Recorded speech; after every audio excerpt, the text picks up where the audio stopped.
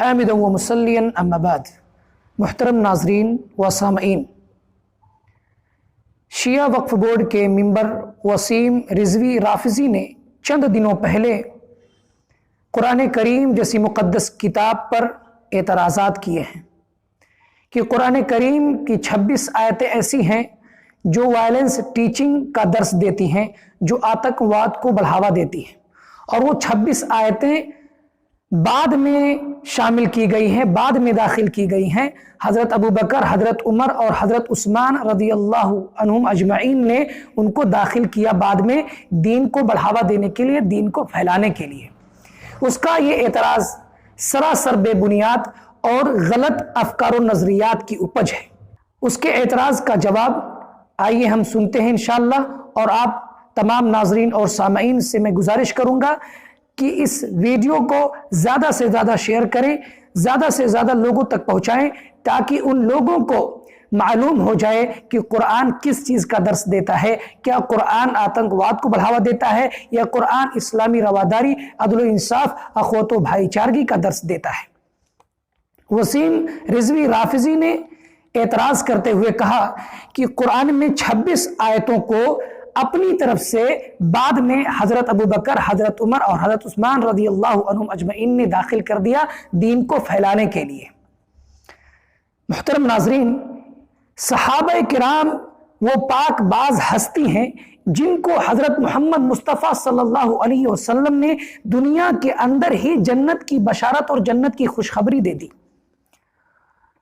تمام کے تمام صحابہ کرام عادل ہیں۔ وہ وسیم رافضی صحابہ کرام کے بارے میں اتنا بڑا تہمت اور الزام لگایا ہے جس کی کوئی معافی نہیں ہے۔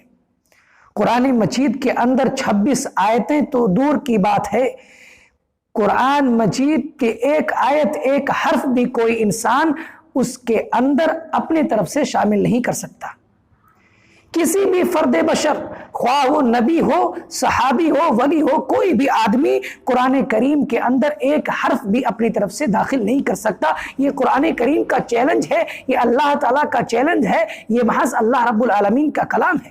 اللہ رب العالمین سورہ یونس آیت نمبر 37 کے اندر ارشاد فرماتا ہے وَمَا كَانَ هَذَا الْقُرْآنُ أَن يُفْتَرَ مِن دُونِ اللَّهِ، اور یہ قرآن ایسا نہیں ہے کہ غیر اللہ کی طرف سے گڑھ لیا گیا ہو۔ قرآن کریم کو غیر اللہ کی طرف سے گڑھنا یہ ہو ہی نہیں سکتا، یہ پاسبل ہی نہیں ہے، یہ ممکن ہی نہیں ہے، یہ محض اللہ رب العالمین کا کلام ہے۔ قرآن کریم کی فصاحت و بلاغت اور قرآن کریم کا چیلنج ہے کہ کوئی بھی آدمی، کوئی بھی انسان اس میں اپنی طرف سے کوئی بھی آیت، کوئی بھی لفظ داخل نہیں کر سکتا۔ یہ اللہ رب العالمین کا کلام ہے۔ اللہ رب العالمین کہتا ہے کہ یہ محض میرا کلام ہے، اس میں کسی بھی انسان کا کوئی کلام نہیں۔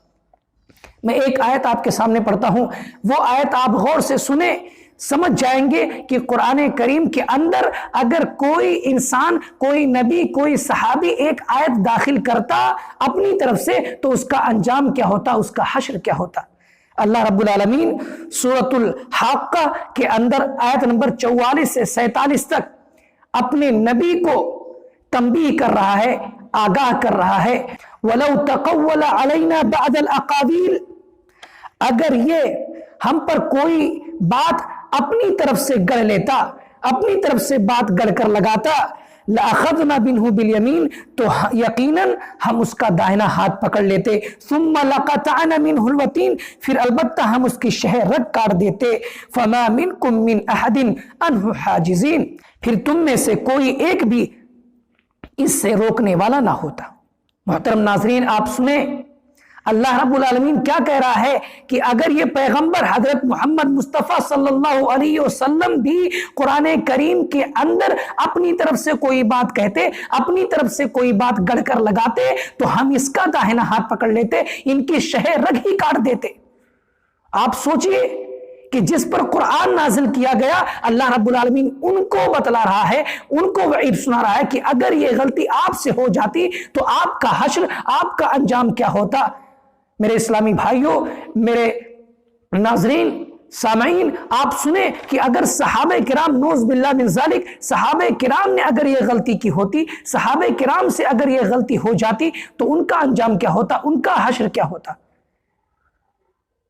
اللہ کے رسول صلی اللہ علیہ وسلم کے بارے میں یہ وعید اللہ رب العالمین سنا رہا ہے کہ ان کے شہ رگ ہی کاٹ دیتے اور پھر کوئی بھی انسان، دنیا کا کوئی بھی آدمی ایسا کرنے سے روکنے والا نہیں ہوتا۔ صحابہ کرام اس میں داخل کر پاتے؟ نعوذ باللہ من ذالک۔ اس طرح کی غلط سوچ ہی انسان کو دین اسلام سے خارج کر دیتی ہے۔ اس نے دوسرا اعتراض کیا کہ یہ 26 آیتیں وائلنس ٹیچنگ کا درس دیتی ہیں، آتنکواد کا بڑھاوا دیتی ہیں۔ میرے اسلامی بھائیوں، میرے ناظرین، قرآن کریم تو اخوت و بھائی چارگی کا درس دیتا ہے، عدل و انصاف کا درس دیتا ہے۔ قرآن کریم کے اندر 26 آیتیں تو دور، ایک لفظ بھی نہیں ایسا نہیں ملے گا جس میں آتنکواد کو یا کسی پر ظلم و زیادتی کی بات کہی جا رہی ہو۔ وسیم رضوی رافضی نے جو اعتراضات کیے ہیں اس کے جواب میں صرف قرآن کریم کی ایک آیت ہی کافی ہے۔ اللہ رب العالمین سورہ مائدہ آیت نمبر 1 کے اندر ارشاد فرماتا ہے وَلَا يَجْرِمَنَّكُمْ شَنَانُ قَوْمٍ أَن صَدُّوكُمْ عَنِ الْمَسْجِدِ الْحَرَامِ أَن تَعْتَدُوا۔ محترم ناظرین، سورہ مائدہ یہ ان سورتوں میں سے ہے جو آخر میں نازل ہوئی، یعنی سورۃ العصر اور سورۃ المائدہ یہ آخر میں نازل ہونے والی صورتیں ہیں، جب اسلام کا غلبہ ہو چکا تھا، جب اسلام کا رعب و دبدبہ ہو چکا تھا۔ اللہ رب العالمین اس آیت کے اندر کہہ رہا ہے کہ کسی قوم کی دشمنی تمہیں اس لیے ان سے زیادتی کرنے پر آمادہ نہ کرے کہ انہوں نے تمہیں مسجد حرام سے روک دیا تھا۔ سن 6 ہجری میں صلح حدیبیہ کے موقع پر کافروں نے، مشرکوں نے مسلمانوں کو مسجد حرام سے روک دیا تھا۔ اب جب اسلام کا غلبہ ہو گیا، اسلام کا رعب و دبدبہ ہو گیا، تو اللہ رب العالمین کہتا ہے کہ دیکھو ان لوگوں نے تمہیں سن 6 ہجری میں روکا تھا، وہ دشمنی اب تم یہاں ادا مت کرنا، انتقام نہیں لینا، ان کے ساتھ زیادتی نہیں کرنا۔ میرے ناظرین، سامعین، آپ خود اندازہ لگائیں کہ جب اسلام کو آتنکواد کا بڑھاوا ہی دینا ہوتا، وائلنس ٹیچنگ کا درس دینا ہی ہوتا، تو جب پوری طاقت میں تھے، پورے پاور میں تھے، پھر ان لوگوں کے ساتھ عدل و انصاف کی بات کیوں کرتا؟ پھر ان کے ساتھ یہ کیوں کہتا کہ ان کے ساتھ زیادتی نہ کرو؟ یہ ہمیں سمجھنے کی ضرورت ہے۔ قرآن کریم کے اندر جہاں کہیں بھی کافروں کو، مشرکوں کو مارنے کی، قتل کرنے کی بات کہی گئی ہے، اس کا ایک پس منظر، پیش منظر، ایک بیک گراؤنڈ ہے۔ ہمیں اس بیک گراؤنڈ کو سمجھنے کی ضرورت ہے۔ جب ہم اس کو سمجھ لیں گے تو ہمیں معلوم ہو جائے گا کہ قرآن کریم عدل و انصاف کا درس دیتا ہے، امن و امان اور تحفظ، امن و سلامتی کا درس دیتا ہے۔ قرآن کریم کسی بھی طریقے سے وائلنس ٹیچنگ کا درس نہیں دیتا ہے۔ میرے محترم اسلامی بھائیوں، اللہ تعالیٰ سے دعا کرو کہ اللہ رب العالمین ہمیں قرآن کو مجید کو سمجھ کر پڑھنے اور اسلام کو سمجھنے کی توفیق عطا فرمائے، اور لعنت ہو اللہ تعالیٰ کی، فرشتوں کی، اور آسمان و زمین اور اس کے درمیان تمام لوگوں کی اس پر جو اللہ پر جھوٹ باندھے، اللہ کی آیتوں کے ساتھ کفر کرے، صحابہ کرام پر بہتان باندھے۔